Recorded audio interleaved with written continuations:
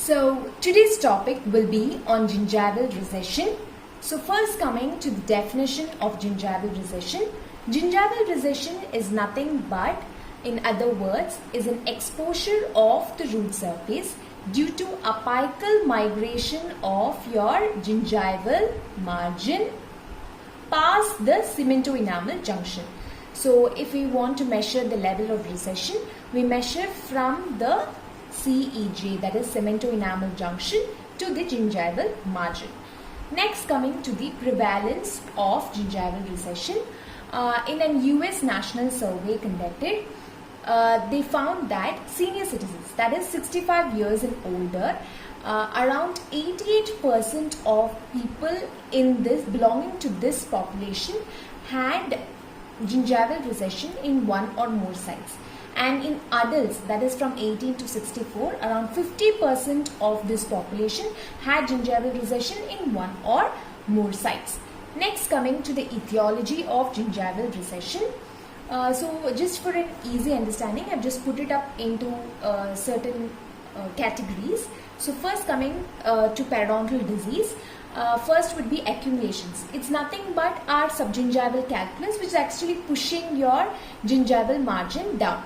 Then it would be the inflammation and self-inflicted injuries, which is actually done by the patient due to aggressive or improper toothbrushing, improper flossing. All this can lead to gingival recession. Next, coming to iatrogenic, that is some restoration. Okay, if it actually extends subgingivally, then that could cause gingival trauma and gingival recession. Yes. And also improperly designed removable partial denture can also cause gingival trauma and cause gingival recession. And during some orthodontic tooth movement, when there is proclination of our anteriors and arch expansion which is happening, we could actually see that gingival recession occurs. Then also due to high frenal attachment and improper tooth contacts. Then in other category, you have smoking. People who smoke tend to have more gingival recession than the non-smokers. And next would be the direct cocaine applications tends to actually bring about gingival ulcerations and thereby cause gingival recession. Next, coming to the classification of gingival recession. In the 1960s, Sullivan and Atkins gave the classification for gingival recession and they classified it into shallow and deep. Okay, and then they had two categories, which is shallow narrow, shallow wide, deep narrow and deep wide. Then in the year 1985, Miller gave the classification for gingival recession, and this is one of the most popular and widely used classification for gingival recession. So for remembering this easily, I have just divided it into three components. Okay, so Miller basically classified the gingival recession into four classes: 1, 2, 3 and 4, and that I have actually divided into three components. Okay, so the first component is marginal tissue recession. Okay, that's nothing but the relationship of your gingival margin to the mucogingival junction. Okay, so that will be your first component, and the second component would involve bone loss or soft tissue loss in the interdental area. And the third component would be the prognosis of this class, how well it is responding to the treatment after you have attempted for a root coverage procedure. That would be your third component. So first coming to the class 1. So class 1 basically, okay, it's nothing but the marginal tissue recession does not extend to the mucogingival junction. Okay, that's your first component, and there is no bone loss or soft tissue loss in the interdental area. So there is no bone loss or soft tissue loss in the interdental area, and the prognosis is excellent to good. Okay, they can be further divided into wide and narrow.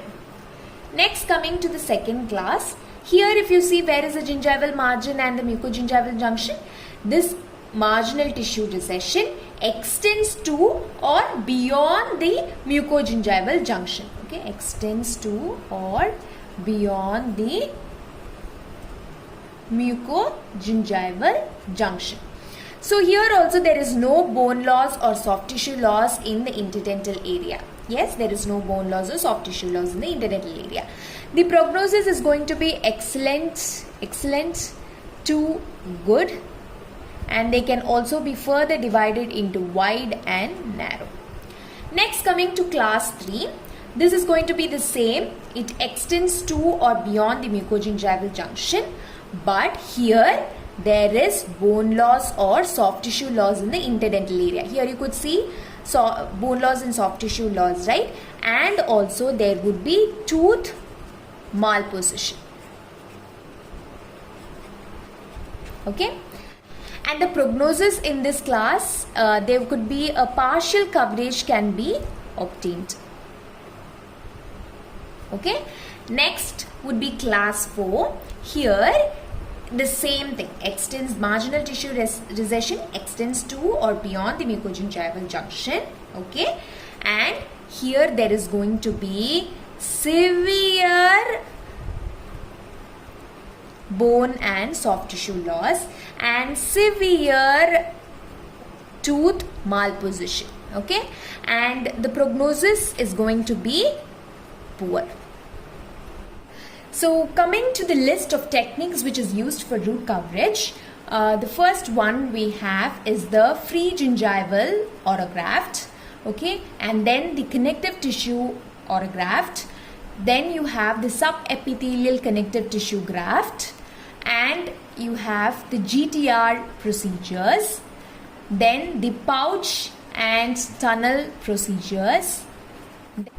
And the last one, it is going to be the pedicle autografts. In that, I'm going to discuss about the laterally positioned flap and coronally positioned flap. Thank you.